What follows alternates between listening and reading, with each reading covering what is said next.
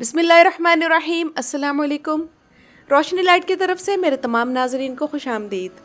नाजरीन इकराम, सीज़न 3 ख़त्म होने के बाद अब मदाहों को सीज़न 4 का इंतज़ार है और कुरैश उस्मान के जो नाजरीन इस बारे में अपडेट्स जानने के शौकीन हैं तो आज की वीडियो उन्हीं के लिए है। और आज की वीडियो में आप लोग जानेंगे कि सीज़न 4 में कौन कौन से नए किरदार शामिल होने जा रहे हैं और वो तारीख़ी भी हैं या नहीं।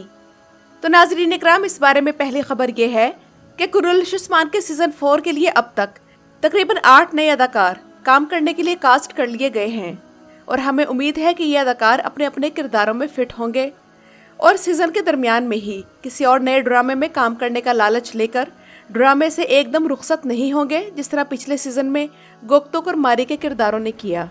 इसके अलावा सीज़न 4 में पिछले काफ़ी ऐसे अदाकार जो गायब हो चुके थे उनके वापस आने के इशारे मिल चुके हैं।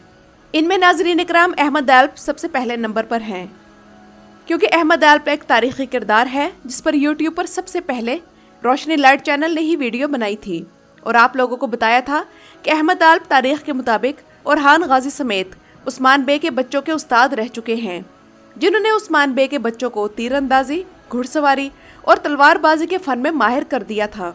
लेकिन नाजरीन इकराम, मुझे ये देखकर शदीद रंज हुआ कि सीज़न 3 में अहमद दाल्प की जगह बेसुंगड़ नामी एक फर्जी किरदार जो कि तारीखी भी नहीं है, इसे ओरहान और अलाउद्दीन का अतालीक दिखाया गया है, जो कि एक तारीखी किरदार के साथ ज्यादती है। बहरहाल महमद बोजदैक ने इस गलती को दुरुस्त करने का फैसला कर लिया है और अहमद दाल्प की एंट्री दोबारा होगी, जिसमें उनकी उम्र 20 साल दिखाई जाएगी। और अहमद दाल्प के साथ साथ जिन किरदारों की एंट्री होगी इनमें काइस अल्तूक और जरको ताई के बच्चे भी शामिल होंगे। लेकिन यहाँ कुछ मदाहों का ये भी कहना है कि अगर काइस अल्तूक और अहमद दाल्प की दोबारा एंट्री हो सकती है तो दिरुल शारतुल का तुराली दोबारा क्यों नजर नहीं आया और दुआन का बेटा भी कुरैश उस्मान में क्यों नहीं शामिल किया गया। तो नाजरीन इकराम, इसका जवाब मैंने ये देना चाहूँगी कि ये दोनों गैर हकीकी किरदार थे जिनका तारीख से कोई ताल्लुक नहीं, जबकि अहमद दाल्प एक तारीखी किरदार है जो कि उस्मानी सल्तनत की तारीख का हिस्सा रहा है और उस्मान बे के बच्चों का अतालीक होने की हैसियत से इस किरदार की तारीखी अहमियत भी है, तो इसलिए इस किरदार को दोबारा शामिल करना ज़रूरी था और ये किरदार जारी रखा जाएगा। जबकि काइस अल्तूक उस्मान बे के हकीकी आल्प सल्तूक आल्प की जगह शामिल किया गया है, तो ये किरदार भी इस ड्रामे के लिए ज़रूरी है। इसके अलावा एक और अहम किरदार जो कि हमें कुरैश उस्मान में बिल्कुल बदला हुआ नजर आएगा वो है जरको ताई। अभी तक जरको ताई को ड्रामे में देखकर हमारे होठों पर मुस्कुराहट आ जाती थी और जरको ताई का हर वक्त भूखा रहना और शरारती लहजा हमें एंटरटेन करता था।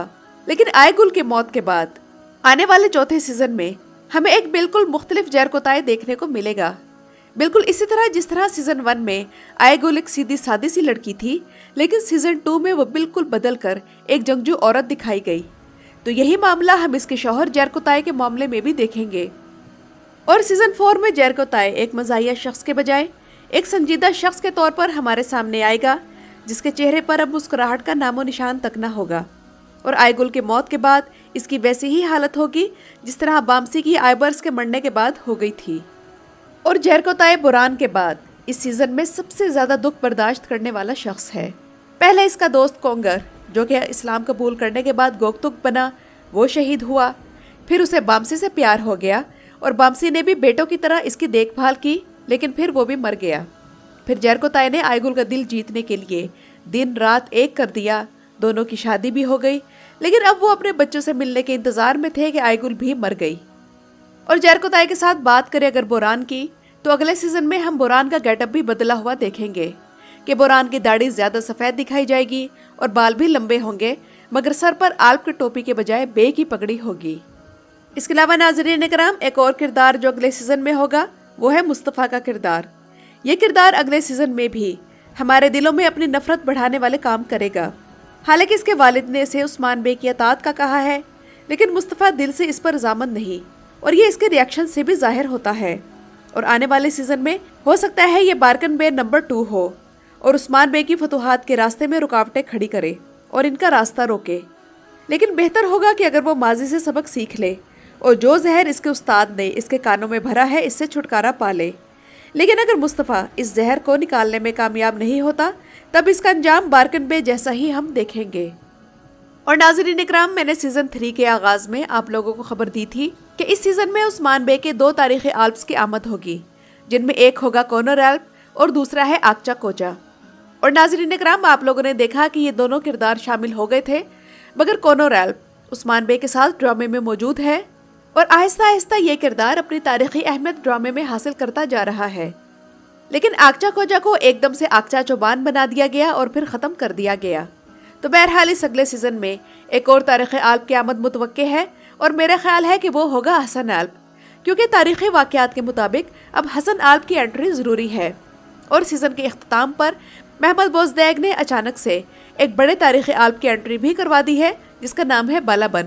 تو ان کی فائٹنگ کے کمالات بھی ہم اگلے سیزن میں ہی دیکھیں گے۔ اور ناظرین اکرام، سیزن 4 کا ایک اہم کردار ہوگی بالا کی بہن۔ ویسے جہاں تک مجھے یاد پڑتا ہے کہ بالا نے خود سیزن 1 میں گونچا کو بتایا تھا کہ اس کی کوئی بہن نہیں اور اب صرف وہی اس کی بہن ہے، لیکن اب سیزن 4 میں بالا کی بہن بھی دیکھنے کو ملے گی۔ اور میرے خیال میں ایک اچھا اضافہ اس صورت میں ہوگا کہ اگر اس کردار کو محمد بوزدیگ اپنی عادت کے مطابق نیگیٹو نہ دکھائیں، ورنہ مجھے لگتا ہے کہ بالا کی بہن اور ملہن کے درمیان شروع میں چپکلش دکھائی جائے گی اور قبیلے کی باش خاتون بننے کی دوڑ بھی، جس میں پھر ملہن جیتے گی اور حسب معمول بالا کی بہن بھی ٹھیک ہو جائے گی اور پھر سب ہیپی رہنے لگیں گے، جس طرح ترگت ایلب اور عثمان بے کے درمیان میں سیزن 3 کے آغاز میں دکھایا گیا تھا۔ اور ویسے بھی قرالش عثمان کے کچھ مداحوں کو یہ گلہ ہے کہ ہر اچھا کردار بالا کی فیملی سے دکھایا جاتا ہے، مثلا شیخ ایدب علی، بالا کا بہنوئی درسن فقی اور آہی وغیرہ، جبکہ ملہن کی طرف سے ہمیں غدار ہی دیکھنے کو ملتے ہیں۔ تو یہ زیادتی کیوں ہو رہی ہے کہ پہلے ملہن کے قبیلے سے عمر بے کو ہی عثمان کا مخالف دکھایا گیا، پھر ملہن اور عثمان کے درمیان سرد جنگ دکھائی گئی، اور پھر بہادر بے نامی غدار بھی ملہن کے قبیلے سے ہی نکلا، اور پھر ملہن کی کنیز بھی غدار نکلی۔ اس کے بعد بارکن بے والا تحفہ بھی ملہن کے ہی قبیلے سے عثمان بے کو ملا، تو ایسا کیوں ہے؟ تو ناظرین اکرام، ہو سکتا ہے کہ اب محمد بوزدیگ بالا کی بہن کو نیگیٹو دکھا کر حساب برابر کرے، یا پھر ایسا نہ کرے اور شروع ہی سے ان کے درمیان الفت کا رشتہ دکھا کر ڈرامے کے ماحول کو پرسکون رکھیں۔ اس بارے میں آپ لوگوں کا کیا خیال ہے کہ بالا کی بہن کا کردار پازیٹیو ہوگا یا پھر نیگیٹو؟ مجھے کمنٹس میں ضرور بتائیے گا۔ اس کے علاوہ آپ میں سے کچھ لوگ یہ سوال مجھ سے کمنٹس میں کرتے ہیں کہ محمد بوزدیگ دوسرے ممالک کے فائٹرز کو کیوں اپنے ڈرامے میں شامل کرتے ہیں؟ پہلے بلچک قلعے میں عبدالرحیم کو دکھایا گیا، اس کے بعد گینجا بے بھی کبھی ڈرامے میں آ جاتے ہیں اور چلے جاتے ہیں، تورہان ایلب بھی فائٹر ہے اور اکثر ڈرامے میں ہی موجود ہوتا ہے۔ اس کے علاوہ شامل ایلب، جو کہ پروفیشنلی ایک ریپر ہے، وہ بھی اس میں موجود ہے۔ تو ویسے تو یہ سب فرضی کردار ہیں، مگر ڈرامے میں مستقل نظر آتے ہیں، تو ایسا کیوں ہے؟